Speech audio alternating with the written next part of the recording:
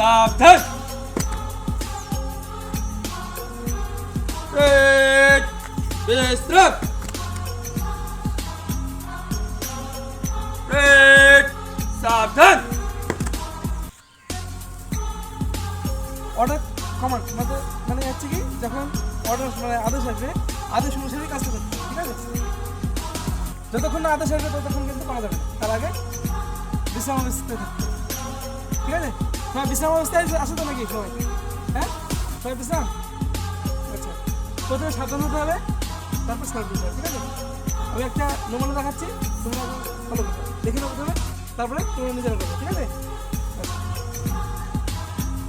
Parade, salute, সামনে salute.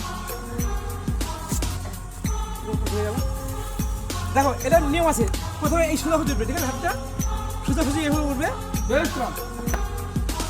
সাবধান।